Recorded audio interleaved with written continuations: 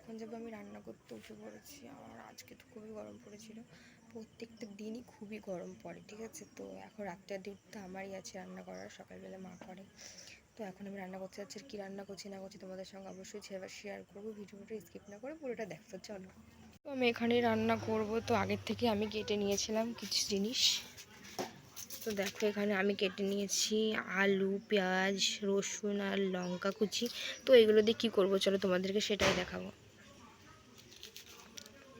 তো দেখতে পাচ্ছ চালগুলো ভেজানো আছে। তো ভেজানো চাল বেশিক্ষণ রেখে দেওয়ার পরে রান্না করলে জালটা কম লাগে, এই কারণের জন্য চালটা ভেজানো আছে।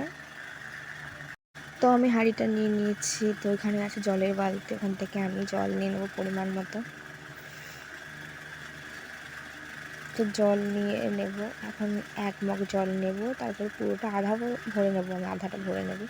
নিয়ে আমি এখন গ্যাসে চাপিয়ে দিচ্ছি। তো দেখো গ্যাসে আমি জলটা গরম করার জন্য চাপিয়ে দিয়েছি। এবার চালটা ধুতে হবে। তো এখন আমি বসে পড়েছি চাল ধুতে। তো চাল ধুতে বসে পড়েছি এখন। তো দেখতে পাচ্ছি চাল ধুতে বসে পড়েছি। তো এখন জল দিয়ে ভালো করে 3-4 ধোয়া দিতে হবে চালগুলোকে। তো ভালো করে আমি ধুয়ে নিচ্ছি চালগুলোকে পরিষ্কার করে, যাতে ভালো করে দেখতে ফুরফুরে সাদা হয়, ঠিক আছে। তো এটা আমার রাতের ডিউটি, কারণ রাত্রেবেলায় আমিই রান্না করি, তো এই কারণের জন্য। তো এখন ভালো করেই চালটা ধুতে হবে। 2বার করে ধুয়ে নিলাম, আরও ধুয়েছিলাম কিন্তু অতটা দেখালে ভিডিওটা বড় হয়ে যাবে অনেকটা, কারণ ওই জন্য দেখাতে পারিনি। তো ভালো করে পরিষ্কার করে নিচ্ছিলাম। তো ভালো করে ধুয়েছি, পুরো চালটা সাদা হয়ে গেছে, তোমাদের দেখাচ্ছি। দাঁড়াও এই চালটা ধোয়ার পরে কেমন অবস্থায় আছে। তো চালটা ধোয়ার পরে দেখো চালটা পুরো সাদা হয়ে গেছে। দেওয়া কমপ্লিট হয়ে গেছে, দেখতেই পাচ্ছ।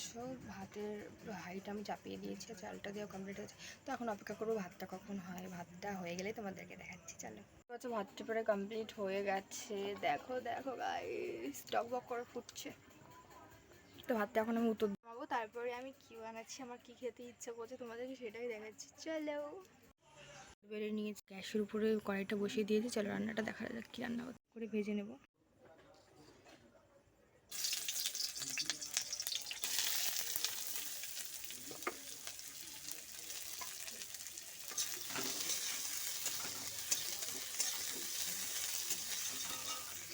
দিয়ে দিয়েছি, এবার ভাজা কমপ্লিট হয়ে গেছে, ভাতটা আমি দিয়ে দিয়েছি। যখন নামিয়ে নেবো অবস্থা এরকম হয়ে গেছে গাইস, রান্না করতে সঙ্গে একটা কোইন্সিডেন্স হয়েছে, কারণ আমার খাওয়ার পরে মনে পড়েছে ভিডিও করার কথা। দেখো গাইস এই কটা বেঁচে আছে, একটু ডিম আছে।